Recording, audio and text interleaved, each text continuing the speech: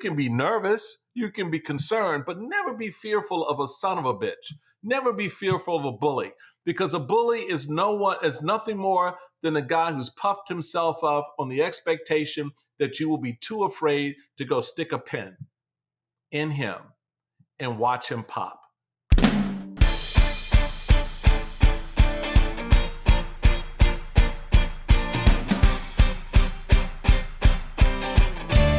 Hello, and welcome to the PoliticsGirl podcast. I'm your host, Lee McGowan. Let's get into it. So, some episodes we take deep dives into specific issues. Some are calls to action with groups out there in the field doing the hard work of democracy. And some are just answering the question, what the hell is going on? And how do we make sense of all of this? Look, last week was a mess. America essentially abandoned our international allies in favor of the autocrats of the world. We embarrassed ourselves on the world stage, culminating with our president blaming Ukraine for Russia's invasion of them, and then trying to shake them down to benefit himself. We had the horrible tragedy of the hostage family in Israel, where the mother and her children appeared to have been brutally murdered by Hamas. We had more plane crashes. We fired all our park workers and aid workers. We found out our Republican leaders don't care if we die of cancer or bird flu or tuberculosis or measles, or if Kash Patel, who would be happy to kill us all if the king asked, is head of the FBI. In many ways, reading the news feels like you're in free fall. It's scary. You can't get your bearings or find anything to hold on to, and watching legacy media or some politician's response makes it feel like we're totally alone, like we're losing it while everyone else pretends things are normal. Which is why our guest, Michael Steele, was such a breath of fresh air last week. Former RNC Chair and co-host of the MSNBC show The Weekend, Michael let loose on a Democratic strategist, asking what you would have us do, by basically saying what we've all been saying, which is, I would like you to give a damn. He went on to say that Elon Musk clearly has absolute power, and it's essential that people wake the hell up and show some anger that our country is under assault. So we're going to talk to him. And if you don't know Michael, he is the former lieutenant governor of Maryland, who was the incredibly successful leader of the Republican National Committee in the days before Trump, breaking fundraising records and winning the biggest pickup of House seats for his party in modern American history. And now he's on TV telling it like it is. So without further ado, please welcome my guest, former chair of the RNC, host of the Michael Steele podcast, and co-host of MSNBC's The Weekend, Michael Steele. Thank you for being here, my friend. Oh, it's always so good to see you.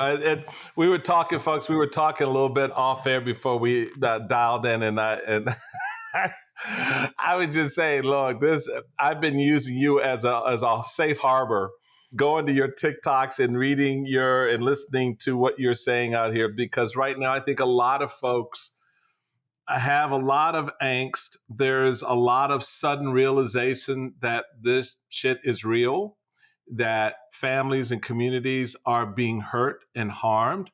The Senate just last week gave Kash Patel free reign of our FBI. So, what's in your wallet? What's in my wallet? Well, listen, here's the thing. I'm glad to hear that my rants in the kitchen are giving you you can see yourself reflected in them a bit, because I really felt myself reflected in you when you went viral last week, telling people to wake up, right? Yeah. I was just saying in the introduction, I found it so comforting to hear someone with some actual passion telling it like it was, because God, this first month of the Trump presidency has been a legitimate nightmare.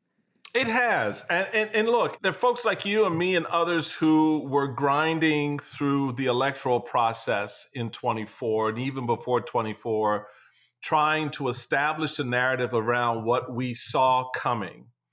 We read Project 2025 and we explained it and we broke it down and we just said, look, this is not good.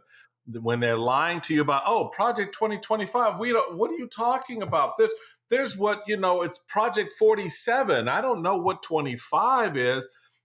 All of the fake head moves and the lying and the BS. We tried to sort of put that out there. And now it's kind of coming home to roost for a lot of folks. Republicans are finally forced to have some town halls. We'll talk about that, I'm sure. Democrats have been doing town halls. And now you're also seeing more and more people take to the streets, which is what my thing was. I'm like, I'm watching stuff burn down, and I don't hear crap from nobody. Yeah. I mean, there's not even an excited utterance about what's happening. And so it's refreshing, I guess, I'll use that word, to see folks tacked to what you've been saying from your kitchen, what I'm saying from my various platforms, and what others are saying. Wake the hell up and pay attention. Yeah. This stuff is real. There are people who were just fired yesterday and last week who went to work and were told, oh, you're done here. Go home. We don't need you. And the funny part, funny and ironic, is they're telling people, remember in the beginning of, shortly after the inauguration, Donald Trump put out this edict, because his executive orders are not executive orders, folks. They're edicts. Okay, so let's be clear about what we're doing. Time cover with him with the crown on the head, actual cover is an accurate capture. But here's the deal. They wanted federal workers to come back to their offices to prove that they're working, only to be summarily fired. What was the point of creating all this traffic on the Beltway here in the DMV just so you could fire people? Is that you wanted the satisfaction of just handing a notice or walking to someone's desk and say, pack your shit up, you're done? Yeah, I think that is it, Michael. I think that a lot of it is like the same thing if you're in an abusive relationship. It's about control, right? I'm going to force you to come back to the office. Then as soon as you're back here, I'm going to tell you you're fired to your face. It is a power move. It is a control move. It shows you very clearly that they don't care about the American worker, the American people, what's best for us. They're firing people that literally we depend on. But most of us don't understand what the government does. And I think that's the thing. Most of us don't understand what the government does. We go, the government's too bloated and it's, let's get rid of waste and fraud. You're like, waste and fraud, the people that are studying cancer to make sure we can cure it. Waste and fraud, the people that are cleaning up your parks so it doesn't catch on fire. Like waste and fraud, the people, these are the people they're firing. If we want to look at waste and fraud, look at all the huge things that are going on with Elon and all the deals he's getting so we can buy a bunch of terrible Cybertrucks that break down and can't get out of the sun, can't get out of the snow, can't get out of a dirt patch, can't get out of anything, but we're going to buy 400 million of them. That seems like kind of a waste, right? It is so foolish what we're doing. If we want to get rid of waste and fraud, why would we start by firing all the inspector generals whose entire job is to look out for waste and fraud, right? Like it shows us what they're doing. It's all a power move. It's all put the crown on my head and I'm going to put out royal edicts and you're going to follow them. And that's not how the American government works. That is not how we're supposed to function. And so everything is kind of devolving very quickly. Like we're saying it's been a month, right? And I was looking at headlines recently and the headlines are, and I'm going to tell you, these are from all different publications, Rolling Stone, Vox, Wall Street Journal. And these are the current headlines that I'm looking at right now. Trump is planning to take over the Postal Service. Trump cuts jobs at overlooked agency that puts every American at risk. Doge slashes healthcare for sick 9/11 first responders. Trump orders database tracking federal police misconduct to close. IRS begins to fire 6,000 workers, threatening tax season delays. It's just on and on and on stuff. Oh, early foreign policy moves signal new world order taking shape. Well, that's wonderful. Great job, America, right? And we're on that last point. I hope Americans understand that we're on the wrong side of this new world order. The new axis that Trump is trying to create is anchored by Russia, number one, in which there is this sort of co-equal relationship with China and the US. We have now shifted, if you want to go back to the words of Reagan, we have now shifted to an alliance with the evil empire, of which we are now part of that empire, that even going back to the 9/11 days when Bush, singled out Iran and other nations as this axis of evil. We're now in that club. We're not in the club of the world order of law and order, of civil and civic rights. We're not in that space anymore. And we're not even being slowly moved, Lee. We're being pushed And what is so disheartening for me as a Republican, I mean, forget the conservative bullshit. I mean, that's just an ideological patina that you put on who you define yourself as politically. You know, the Republican Party that stood for the alliances and that stood with our allies is gone. And to listen to Mitch McConnell wax poetically and longingly for that period and for that, I'm hoping that, things are better for us. Well, dude, they could have been if you'd only gathered at the beginning of the storm, gathered Republicans around the idea of impeaching that son of a bitch when, after the January 6th events, he was actually impeached. You could have convicted him. We wouldn't even be here. Yeah, people have to understand if Mitch McConnell had just rallied Republican senators around removal because he was impeached, he could never have been able to run again. He never would have been able to be a candidate. We wouldn't have spent that many years listening to him having the election stolen and running again. This is a Mitch McConnell choice. So for him to now be like, oh, wringing my hands, also I'm leaving, is very unhelpful to us at this moment, right? Like, especially since, and it's unfortunate because clearly he's having, he's gotten old. He's having sort of glitches publicly, but he was a real genius in politics and I would say he is an evil genius, but he's very brilliant. And it's unfortunate now that we can't use that mind to help us get out of what he knows is the wrong place. We literally are the bad guys now. And if you think of America as the bad guys, it is heartbreaking because who's coming to save the world if America is bad? And it's this combination, right? It's the Russian, Iran, in many ways, Israel under Netanyahu, Hungary, China. It's this autocracy, what Anne Applebaum calls autocracy Inc. It's like a corporation of the worst minds in the world who want more power, more wealth, more control for themselves. And they don't care about, the people or what it's going to happen, but they're in direct competition with Democracy Inc. And when America moves from Democracy Inc. into Autocracy Inc., that's a real problem. Well, that's an excellent point because it does align with, what we're seeing happening in the various quarters where you have now the American version of an oligarchy being created.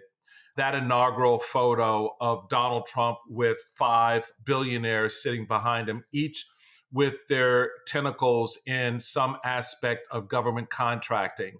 The lead dog, of course, being Elon Musk, who, for me, everything about Elon Musk and his relationship with Donald Trump and what he's doing, what his end game is, was not summed up by Elon Musk, but summed up by his 4-year-old son, who in the Oval Office not only dug in his nose and smeared boogers on the Resolute desk, but looked at Donald Trump and said, "You're not the president.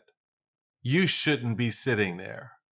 And then would go on when Trump was talking, says, "Shut your mouth.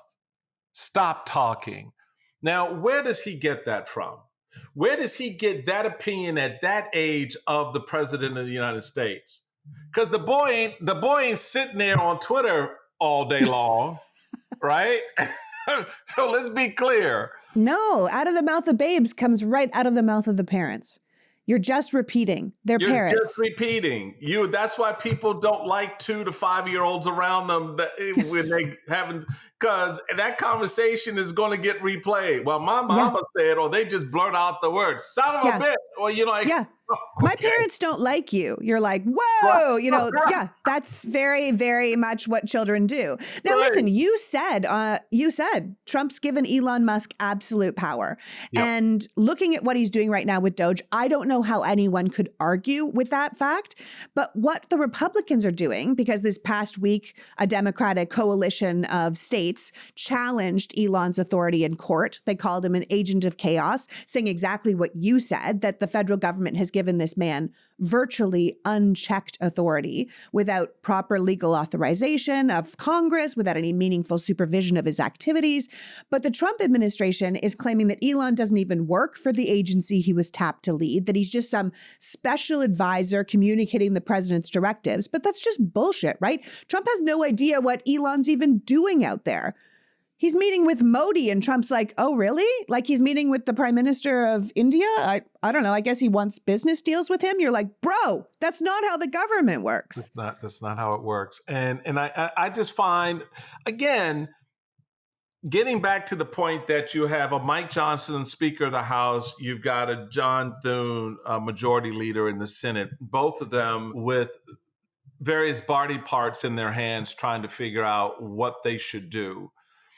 The reporting that's now percolating out on the street is the true confessions of Republicans who are saying they're scared shitless because the monster is now prepared to really turn on them, not just in terms of, oh, we're going to primary you, but through threats and violence. Senator Tom Tillis being threatened, physically threatened, if he voted against any of Trump's nominees. This is what happens when you allow a thug culture to overcome your government service.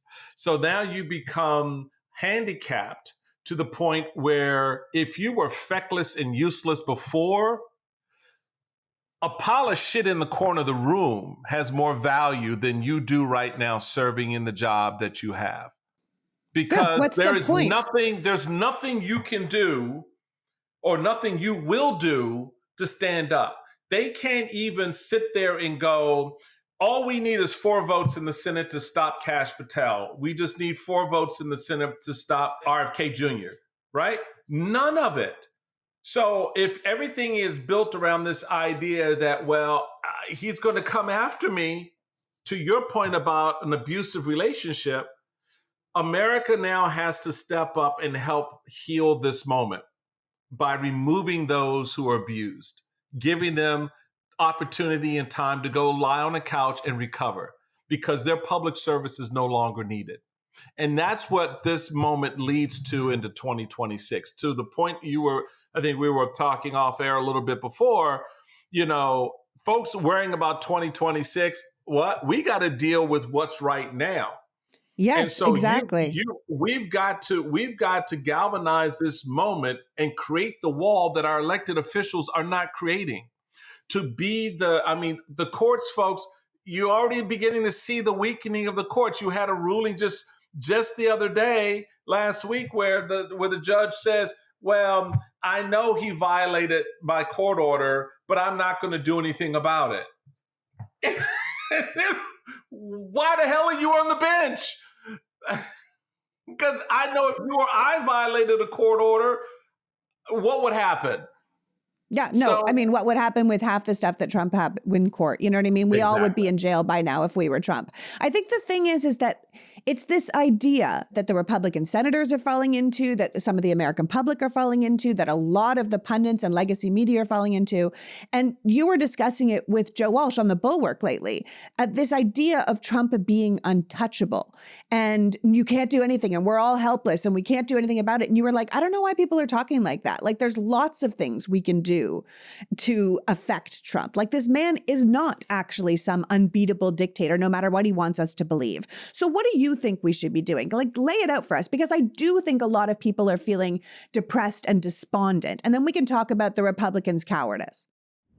You guys, I am so glad that Marley Spoon is back as a sponsor of the PoliticsGirl podcast, because our family has been using Marley Spoon every single week since they first found my show.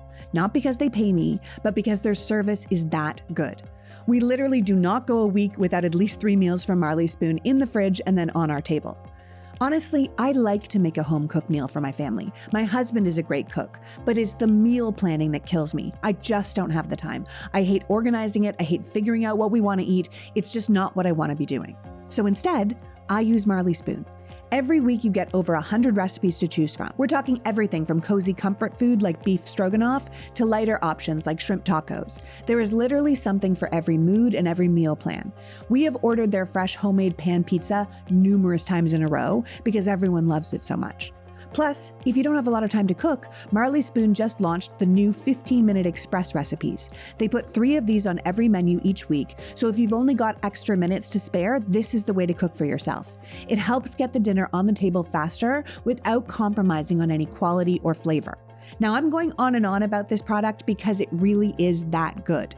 Flavor, quality, all the choices are top-notch. We have tried other food delivery services, and this one is far and away the best, which is probably why Martha Stewart includes her recipes on Marley Spoon Choices. So if you want to try a new way to get healthy, dietitian-approved, delicious food on your table, then fast-track your way to eating well with Marley Spoon. Head to marleyspoon.com/offer/PoliticsGirl and use the code PoliticsGirl for up to 27 free meals. That's right, up to 27 free meals with Marley Spoon. One last time, that is marleyspoon.com/offer/PoliticsGirl for up to 27 free meals. And make sure you use my promo code PoliticsGirl so they know I sent you. Tonight, we will be eating a steakhouse tenderloin filet with truffle mashed potatoes and a wedge salad. Thank you, Marley Spoon. So I love my coffee, but some people don't. Some people are super sensitive to caffeine and end up feeling jittery and off for the rest of the day, which is why I am telling you about Mud Water. Mud Water is a fantastic coffee alternative made with a blend of organic, functional mushrooms that keep you sharp and energized without the caffeine crash people get from coffee or, God forbid, those energy drinks. Mud Water's got ingredients like lion's mane, which support focus and mental clarity, reishi, which helps keep you calm and balanced. There's also chaga for its antioxidant benefits, and cordyceps to boost your energy and stamina, which is very helpful on those long work days. Their OG blend has a rich, earthy flavor with hints of cacao and chai. You can drink it hot or iced and use the frother Mud Water sends to froth up some milk and drink it like a latte. No caffeine spikes or crashes, just steady, focused energy. Plus, every single ingredient in Mud Water is 100% USDA certified organic, non-GMO, gluten-free, vegan, and kosher. There's no sugar or artificial sweeteners, so it's just a clean, natural source of energy that doesn't mess with your system. If you're ready to make the switch to a cleaner energy, head to mudwater.com and grab your starter kit today. Right now, our listeners get an exclusive deal of up to 43% off your entire order, plus free shipping and a free rechargeable frother when you use the code PoliticsGirl. That's right, up to 43% off with the code PoliticsGirl at mudwtr.com. And after you purchase, if they ask you how you found them, please support the show and tell them that we sent you. Keep your energy natural and refreshing all year long with Mud Water, because life is too short for anything less than clean, delicious energy. The PoliticsGirl podcast has a new sponsor, Faye, and I'm excited to be partnering with them because I think a lot of people feel like they could change their relationship with food, but don't really know how. Faye is a revolutionary program that connects you with your own personal registered dietitian, making expert nutritional guidance accessible and affordable. So whether you're looking to help lose weight or improve your general health or manage a health condition, Faye has a dietitian right for you. And the best part is that all the dietitians on Faye accept insurance, with over 700 plus insurance plans, so you will likely pay $0 out of pocket for this incredible service. If you are tired of those one-size-fits-all diet plans or generic nutritional advice, I think you will find that the dietitians at Faye are different because they work one-on-one with you to create a customized program that is tailored specifically to your needs. It's more than a diet plan because these dietitians are focusing on clinically proven methods to improve your relationship with food that will instill positive and long-term habits. And it works. 93% of clients reported an improved relationship with food. 85% reached their target weight. A third-party study showed that Faye clients lost almost 3 times more weight working with their dietitian compared to a comparable weight loss program. With dietitians that specialize in over 30 areas, including weight loss, sports nutrition, women's health, postpartum gut health, and eating disorders, and offering both virtual and in-person sessions, you can customize your Faye experience to whatever is most convenient and best suited to you. So achieve lasting results with help of a registered dietitian through Faye. Listeners of PoliticsGirl can qualify to see a registered dietitian for as little as $0 by visiting faynutrition.com/politicsgirl. That's faynutrition.com/politicsgirl. One last time, that's FAY nutrition.com/politicsgirl. And make sure you use my URL so they know that I sent you. So what do you think we should be doing? Like, lay it out for us, because I do think a lot of people are feeling depressed and despondent. And then we can talk about the Republicans' cowardice. Yeah, so I think you have to start with a couple of realities or truths in order to understand what your move or next move should be. One, do not think these things are going to be there for you. One, any Republican elected official, right? From governors, senators, members of Congress. So disabuse yourself of the notion that they're going to be some type of check. Two, the courts. The courts will do what I'm articulating as the bare minimum. But as I just noted, we're already starting to see in some instances, they're not willing to take the next step to either enforce the decisions that they've handed down or to make very clear that these actions or these steps are in violation of the Constitution, and therefore there is no further action to be taken, cease and desist. That's not going to happen this way.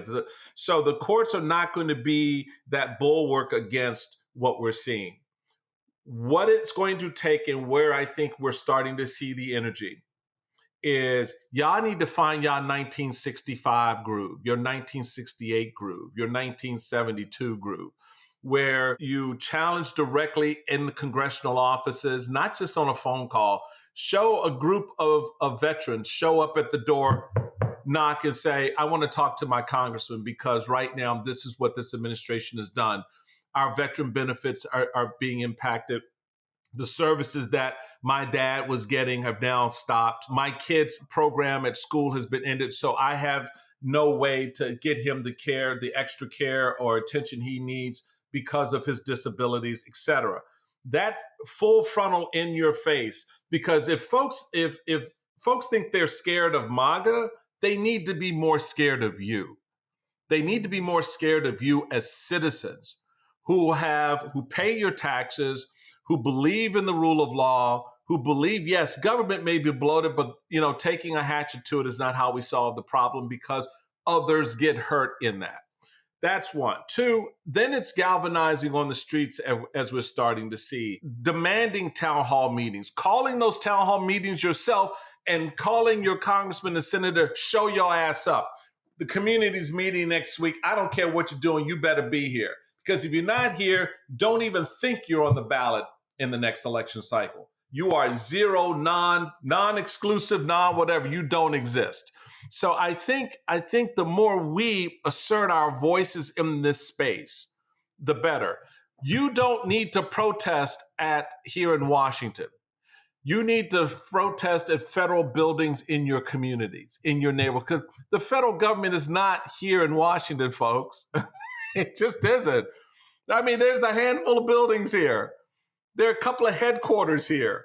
But the work and the bulk of the work is done out in your neighborhoods, in your states, especially, Lee, in those red states.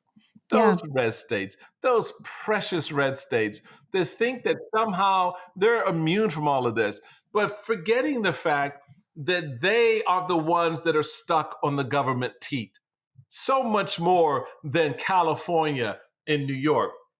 Places like that where I live here in Maryland, places like California and New York and other states, large and medium size, contribute more in federal taxes to the benefit of those poorer red states than those red states contribute to the blue states. That's just the reality. Those citizens do not pay a proportionate amount of taxes to cover the programs and the cares and the needs of those folks living in places like Maryland or California.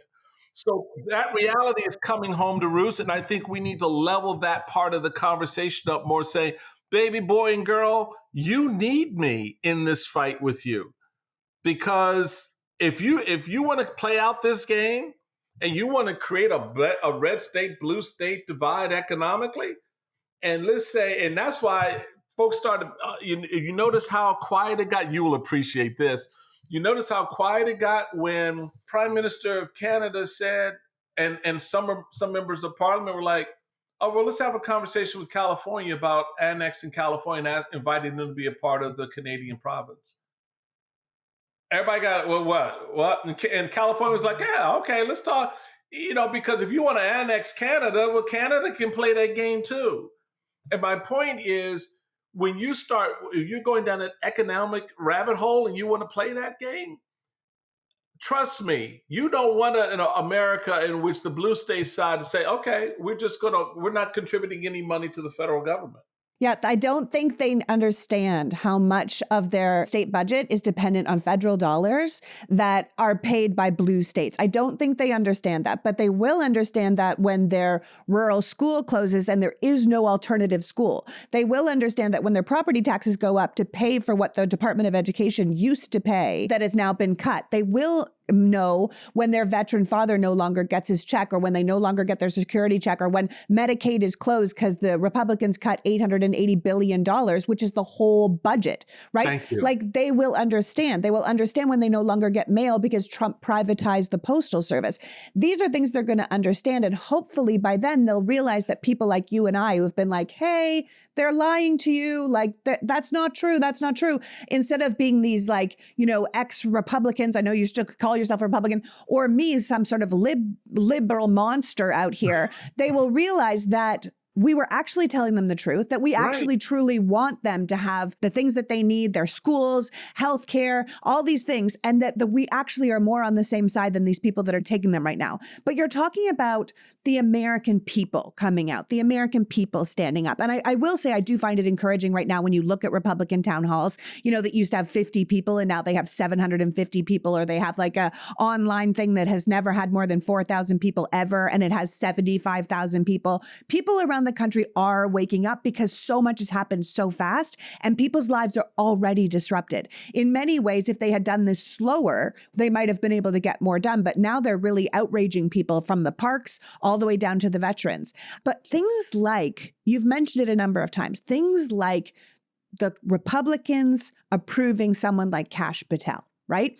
Yep. That depresses me because someone like Kash might even be worse than someone like Tulsi Gabbard, because if you're looking at the Republicans' behavior overseas, which we were talking about, that we're now part of the axis of evil, really, JD's idiotic comments in Europe about how they're all handling their countries badly, Trump's comments about Ukraine being to blame for the war that Russia started, it's pretty obvious we're in bed with the bad guys, which makes, someone like Tulsi, it seems like, yeah, of course, we're going to have someone like her giving away our secrets because we're already on team bad.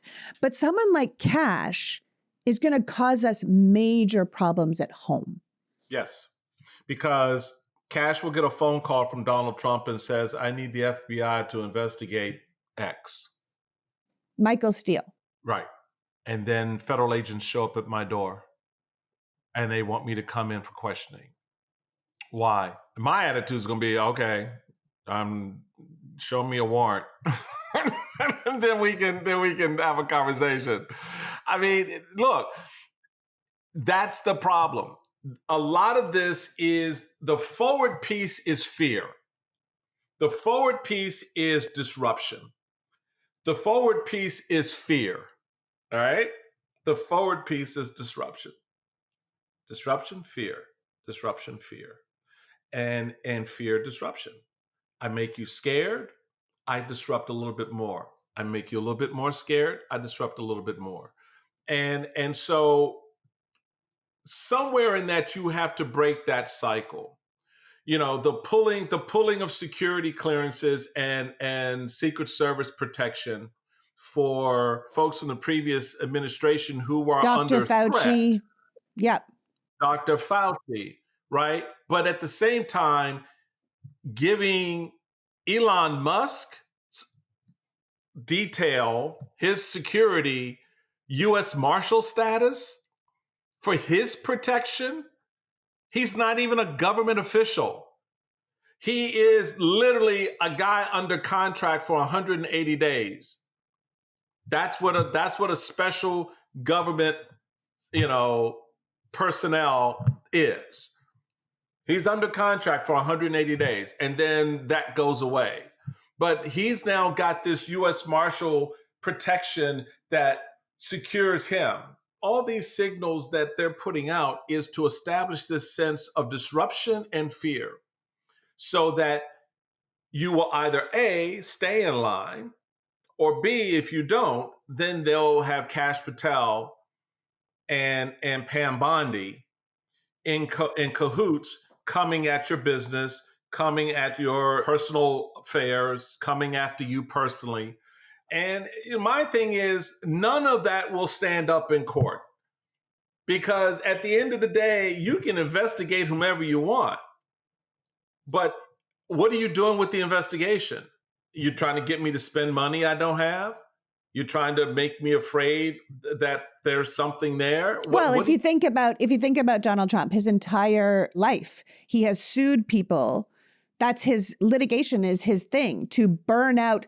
I'll have you cater my wedding, then I won't pay you.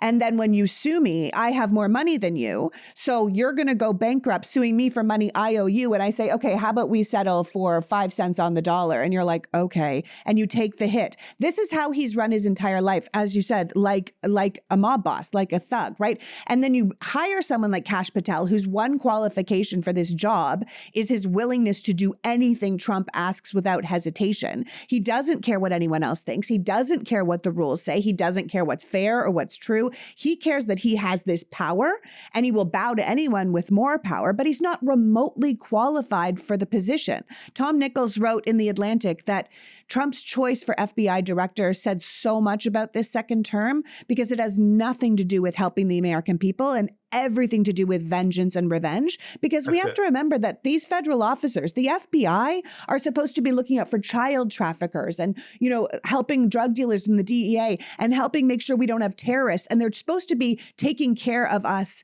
federally as a police force. And we're going to take those people and turn them directly on political enemies. He said he's going to go after any media company that speaks negatively about Donald Trump. So freedom of speech, freedom of the press, freedom to protest, gone. He wants to weaponize the government, something that Donald Trump and the Republicans have been, without evidence, screeching about the Democrats doing for years. But that's exactly what they plan to do with this administration. The man was already a conspiracy theorist. He was already involved in the January 6th insurrection. He has sued the FBI. He has worked with white supremacist groups.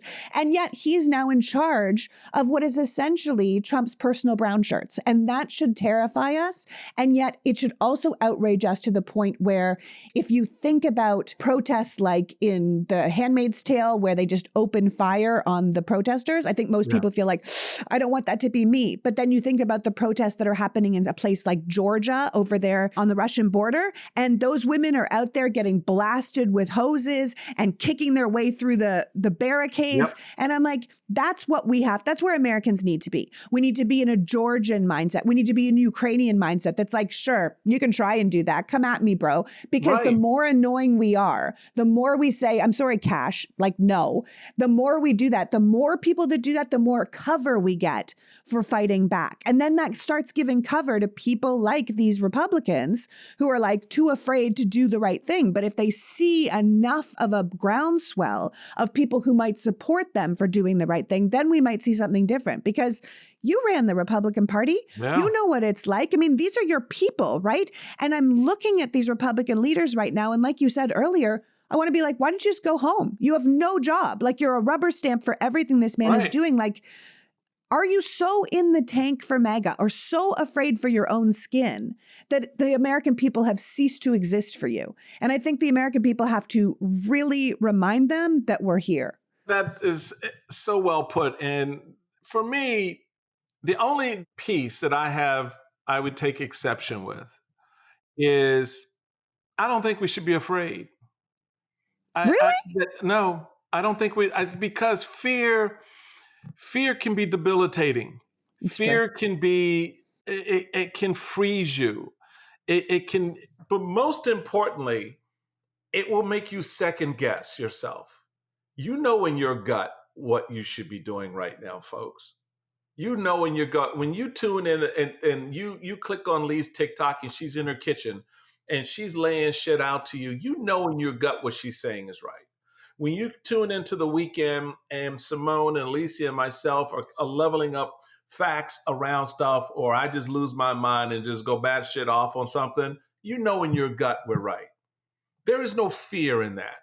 There's no fear when you are in your kitchen, at your kitchen table, and you're sitting there and you and your husband or your boyfriend or your girlfriend or your significant other, your children are talking about what's happening, or more importantly, what just happened to you when you got to work and were fired, or when you're going to work and you're seeing people, and these aren't just people in the federal government. These are people who have associations and contracts to do the work on behalf of the federal government in a whole host of ways and capacities, from healthcare to education to the environment to technology, who are going to work sitting there going, I don't know if the contract is going to get canceled today, and therefore I've got to fire half the office.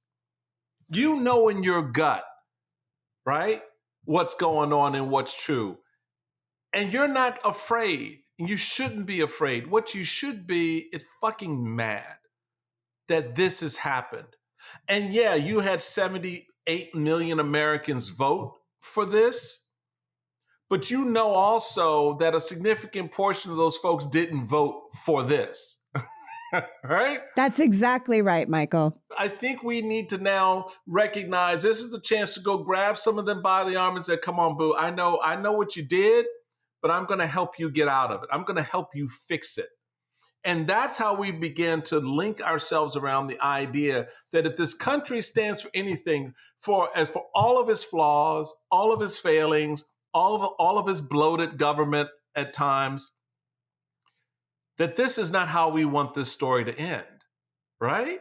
This is not how we want to go out.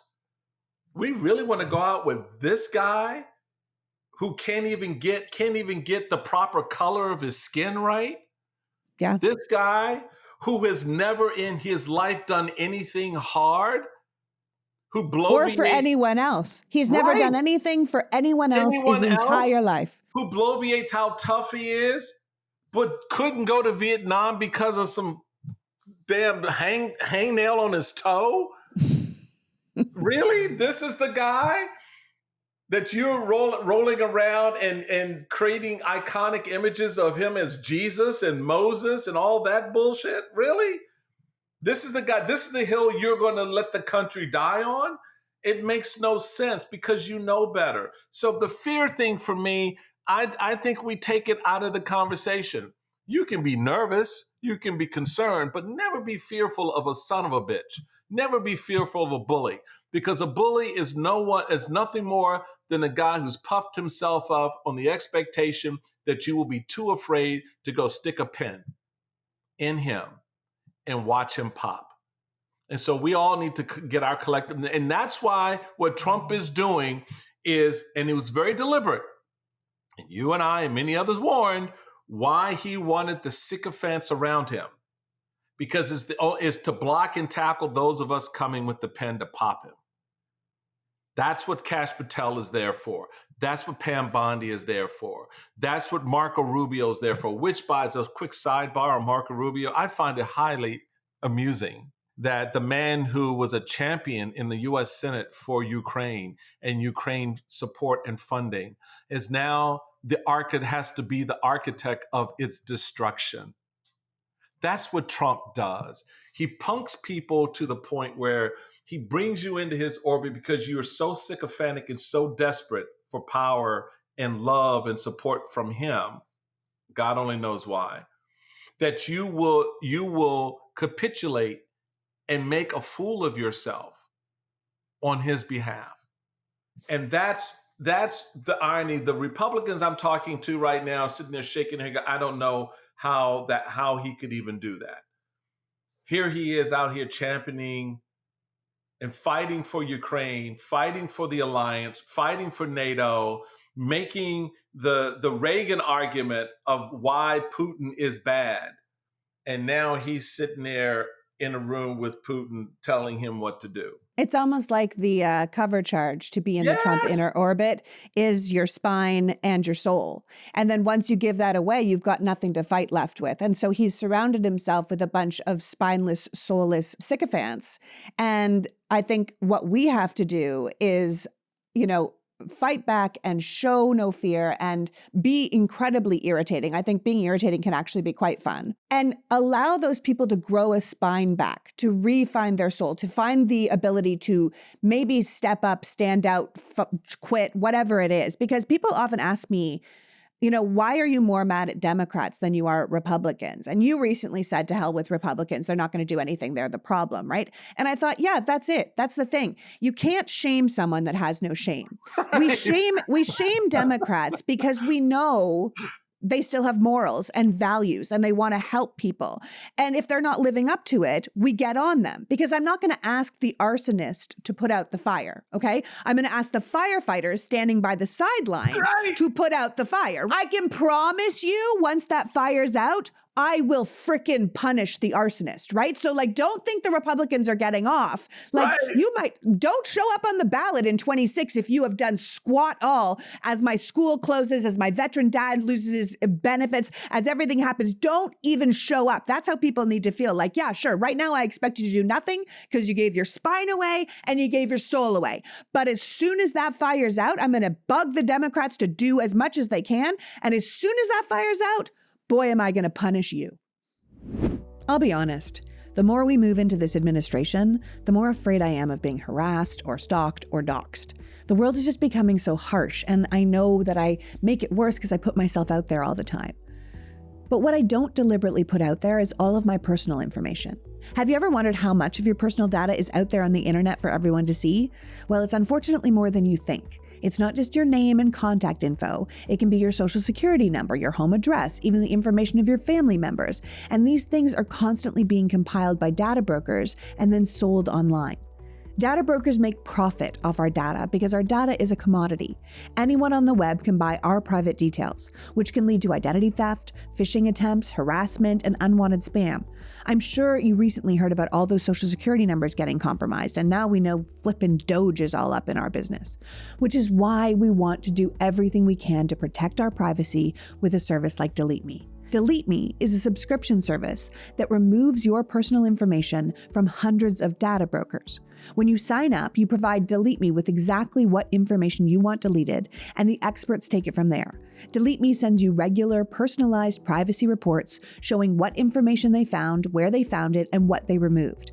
DeleteMe isn't just a one-time service. They are always working for you, constantly monitoring and removing the personal information you don't want on the internet. To put it simply, DeleteMe does all the hard work of wiping you and your family's personal information from data broker websites. So take control of your data and keep your private life private by signing up for DeleteMe, now at a special discount for our listeners. Today, get 20% off your DeleteMe plan by texting PoliticsGirl to 64,000.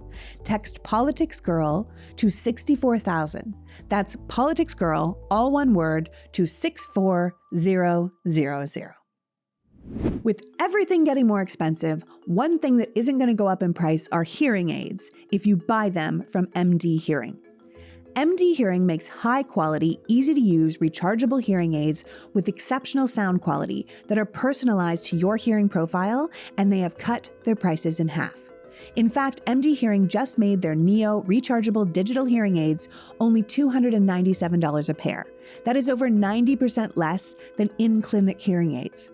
MD Hearing was founded by an ENT surgeon who saw how many of his patients needed hearing aids but couldn't afford them, so he made it his mission to develop a quality hearing aid that was affordable to anyone. Now, MD Hearing has sold over 2 million hearing aids and offers a 45-day risk-free trial with a 100% money-back guarantee, so you can buy them with confidence or recommend them to someone else with confidence. And if there was any question, MD Hearing was just selected to be the hearing aid supplier for top Medicare Advantage plans, so you know that this is a brand you can trust. So get high-quality, affordable hearing aids you deserve with MD Hearing. Go to shopmdhearing.com and use the promo code PoliticsGirl to get a pair of hearing aids for just $297. Plus, they're adding an extra charging case, a $100 value, just for listeners of PoliticsGirl. That's shopmdhearing.com and use the promo code PoliticsGirl to get a pair of hearing aids for just $297. And as soon as that fires out, boy, am I going to punish you. And that's, Lee, exactly why I say don't have fear, for that reason. Because what you just described, there's no room for fear in that, because you know the immediacy and the urgency of the fire in front of you. So you want the firemen, as a citizen, you're standing there with the line of citizens with the bucket of water and just passing it. But you also have the firemen with the hoses, right? And the Democrats are the firemen with the hoses are trying to figure out how to turn the water on. Yeah, and they're like, do your job. Turn the damn knob. Turn the knob, right? Yeah. So that's the piece where we can't afford to be afraid. But then the other side of that is then you get to deal with the arsonist when the fire is out. Mm-hmm. And that's where the elections in 26 come into play. That's when you look at the ballot and go, wait a minute, hold up, Congressman, what did you do? What role did you play in the fire? Did you give the arsonist the match? Did you give him directions to the location of my home? I mean, my home standing for the programs and the institutions and the things that were important to me, my family, my community, that you allowed to be burned down. Did you outrightly approve Kash Patel, RFK Jr., Pam Bondi, Tulsi Gabbard, all these people that have systematically destroyed our country over the past year? Anyone talking about the measles outbreak in Texas? Yeah, or the tuberculosis outbreak in Ohio. Like, this is bananas. These are long ago what do you think happens diseases. Next year?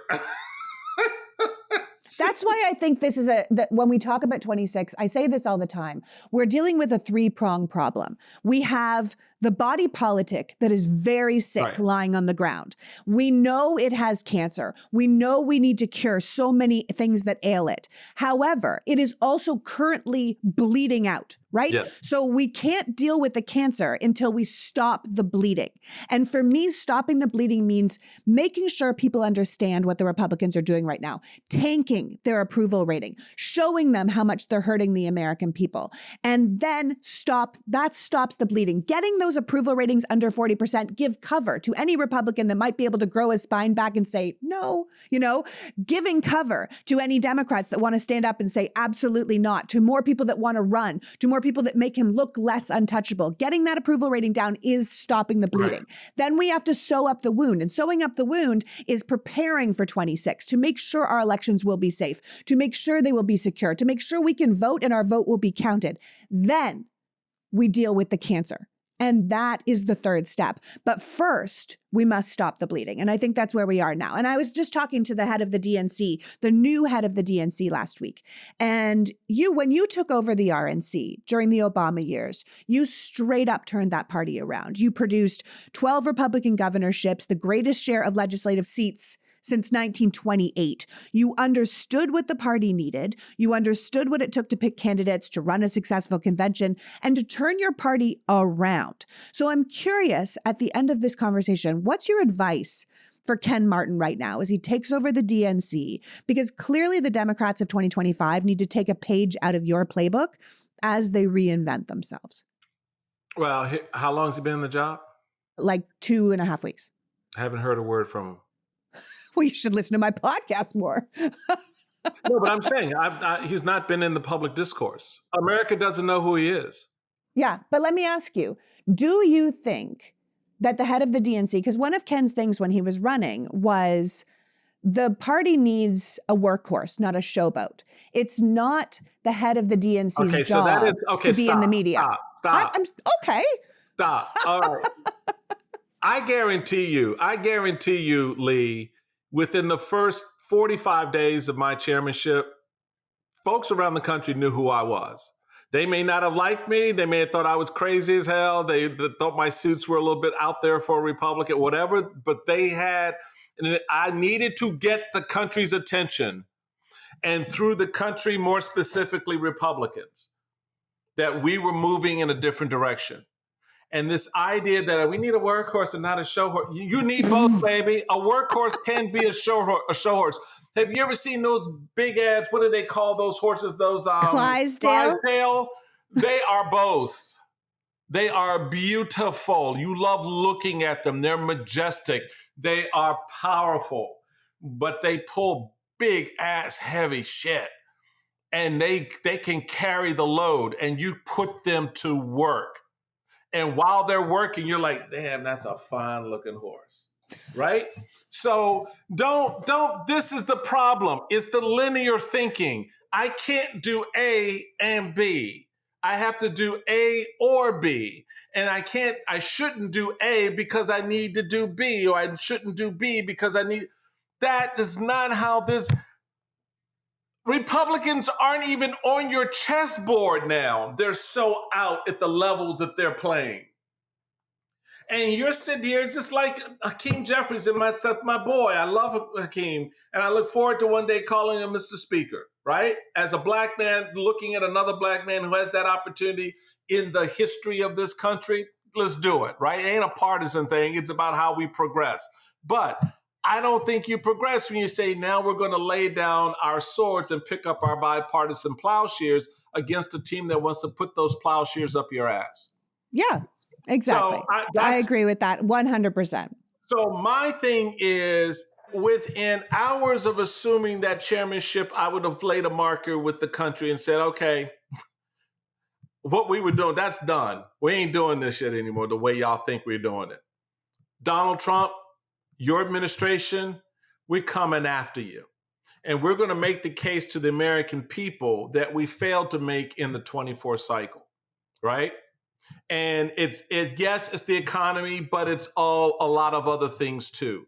And now you have this blueprint that has been created and laid out there that you can look at and go, oh, all of these things that they're doing, here's our response to them.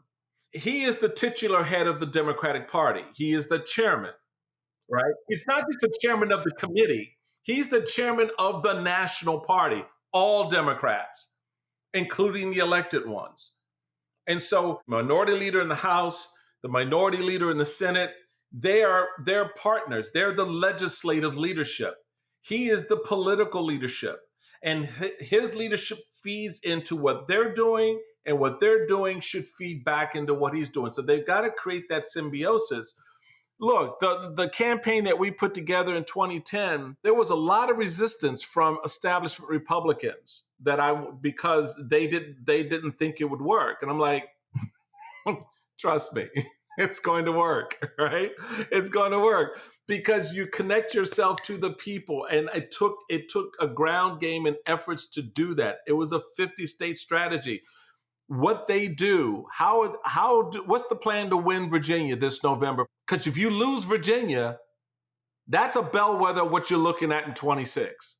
You got a Republican governor. You got an open governorship in Virginia, just as I had in 2010, right? So I needed Bob McDonnell to win. I have an open governorship in New Jersey. I needed Chris Christie to win because that was, for me, part of my messaging, part of testing certain strategies to see how the public would respond to this new Republican branding, this new idea of how. And here's the thing: I didn't create anything new. I just leaned back into the old stuff. I just leaned back into who we were. I'm out there quoting Reagan and Lincoln and Eisenhower and Bush, right? And some of that wasn't popular, but who was my audience? I had to gather my troops around me before I could storm the hill. That's a bad metaphor today. Yeah, right? Take Cut that back. Cut that. Edit. Before I could go to Capitol Hill and make the case with my members in the leadership there that this is how you go out and sell to your congressional districts. So it's a combination of forces. Look, I'm happy to sit down with the new chairman if he wants to talk. I look forward to that. But I don't think he should be a quiet figure. I think he needs to be one of the forward faces of the party because he's actually going to be leading the fight on the ground. He's going to be leading efforts to grab those congressional seats. He's got 2 big elections coming up this year. You can't do that in the quiet of the back room, because the messaging has to be forward facing to the American people, because right now they think you suck. Mm. They don't like your party. And even though Trump's numbers are tanking, the Democrats' numbers aren't going up. America's just saying, I don't like him. I don't like what he's doing. I've never liked what you guys are doing. So here we are. And so when you get to election time, what happens? Folks revert to what they know. And what they know is what Trump is putting out there, because what you've put out there, they've rejected. Yeah. So we can't allow that. You can't allow that. So you've got to come back into the game in a fresh, forward way. You've got to be aggressive, and you've got to have clarity in what your mission and what your vision is for the country. People need to see themselves in that, because if they don't see themselves in that, they're not going to move. They're going to stay where they are. And that's not what we can afford right now. And then, Lee, to complete that thought, it feeds back into the fear that we were talking about. I was going to say the same thing. Because you've taken away their hope. Yeah. I think that's very good advice. And if the Democrats need to be pushed from the outside, then probably someone like me is going to be mouthy out there doing it. But I really do. No, I'm saying, Lee, I know. You have an enormous platform, an enormous influence. You're not just a mom in the kitchen. I mean, I remember, as I've told you, I remember your first one, and I sat there, I was like, oh, damn, she's good. Because you break it down in a way that sounds like your mama telling you common sense things like, okay, boy, what the hell's your problem? Do you know that punk over there, that bully, what he's doing? And let me tell you how I need you to deal with him when you go to school tomorrow. That kind of reassurance is very important. And there need to be more voices like yours in that space. You are one of a handful of advocates for democracy in the digital space from a, quote, political democratic side, right? And that was one of the big pieces that was missing in the last cycle. The Republicans very quietly went and owned the digital space. They were on Rogan, they were on all these platforms reinforcing their negative messaging. And we just saw at CPAC, J.D. Vance and his crazy at the kickoff talking about, all you young men out here, you're the reason we're here, right? This whole idea about toxic masculinity and you can be a man, without. But you're the mom who's telling her son how and teaching her son how to be a man. And that's those two versions of America need to collide. We need to have that reckoning. So I appreciate what you're doing and why you're doing it and the way you're doing it, because in all of this, you've not become this sort of caricature. You've stayed connected, and that's important. That's so important, because we've watched others sort of get caught up in the fame game off of Twitter and X and all these other things. So stay grounded in your messaging and your voice, because it's real. People need real right now, because there's a fairy tale being created in which the big bad wolf is going to do more than blow your house down. Trust me. Yeah, I understand that completely. Eat your grandma. But honestly, that's not a fairy tale. That is what will happen. That is what will happen to our people. And I think that's why I'm out here doing this. Because the truth is, your grandma will get hurt. Your children will get hurt.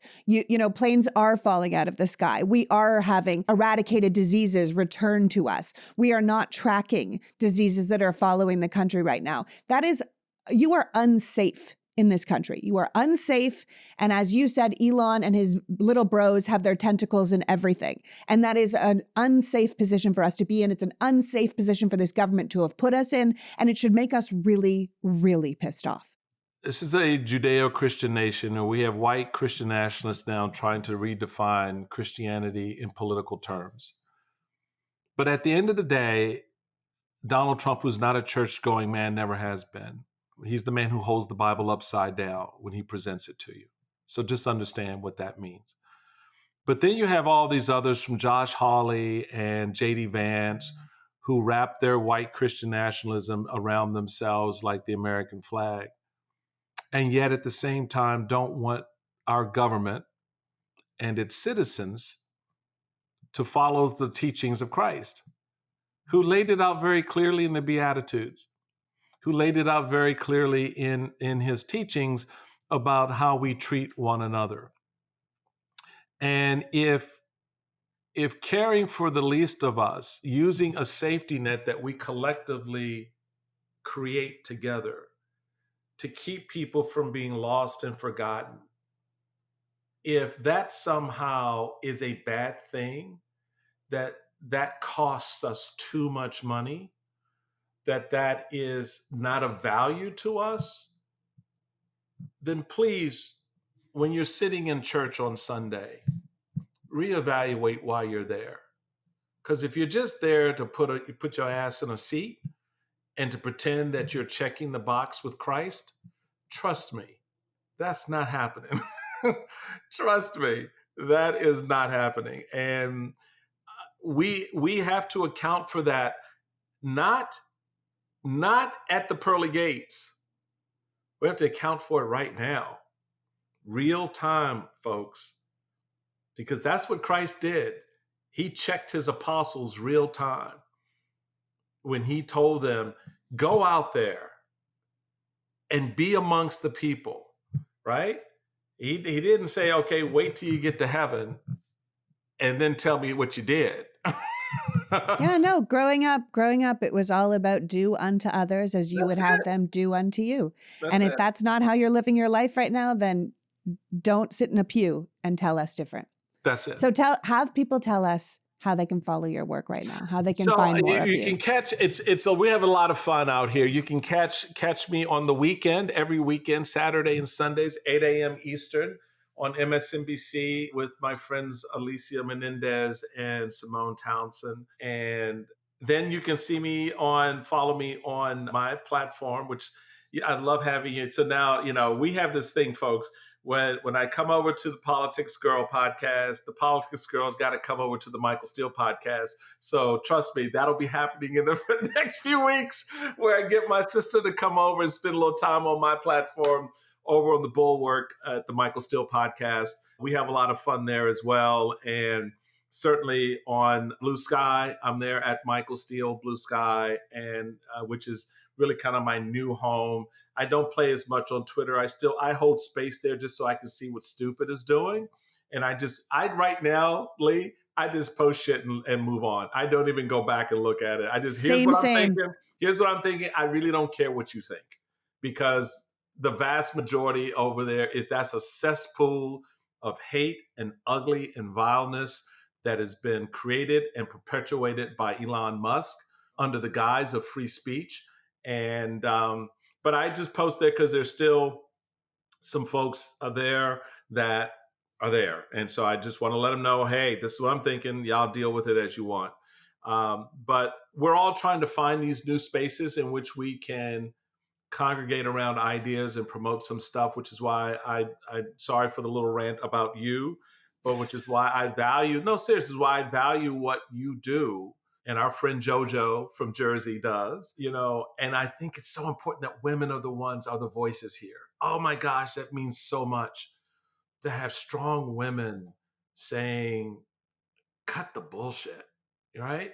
And so, I like to bring those folks onto my platform. So I'm looking forward to having you on the Michael Steele podcast in a few weeks so we can continue the conversation.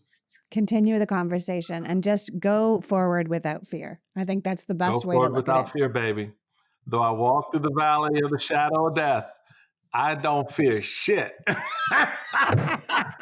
Not a damn thing. Get out of here. Let's saddle up, baby. Thank you, Michael. Talk to you soon. All right, Lee. Take care. So that was Michael Steele reminding us not to be afraid. Fear can shut you down, but courage and action fire people up. The Republicans might have given away their spines and souls to work for this administration, but we haven't. And if we work to put this fire out, to draw attention to the arsonists, to refuse to submit to the sycophants, then we can hold those responsible accountable in 26 and 28 and beyond. It's incumbent on us to stop the bleeding so we can live to fight another day. I want to thank Michael for joining us and you for caring enough about this country to be here. Now go out and do something brave. Make a call, share the truth, show up in a government office and be heard. America is not supposed to be the bad guy. And we have to stand up for our values now before we really are. Until next week, PG out. Before you go, I just want to say if you're a premium member of this podcast, thank you. And if you're not a member, please consider supporting my work. We are almost completely overwhelmed by states supporting legacy media and propaganda at this point. So it's essential those of us out here still bringing you the facts and truth are supported. So if you aren't a member of PoliticsGirl Premium, please consider going to PoliticsGirl.com and signing up. You will get this podcast ad-free, along with my rants and bonus content sent directly to your inbox. So even if my work is silenced on social media, you will still get access to the truth. There is a link to sign up in the bio of this episode, but also at PoliticsGirl.com. And as always, please like and share these podcasts so we can grow our audience, because the more people who have access to real information, the better. As always, thank you so much for your time and support. The PoliticsGirl podcast is written and performed by me, Lee McGowan, in partnership with the Meidas Media Network, and produced and edited by Happy Warrior Entertainment. All rights reserved.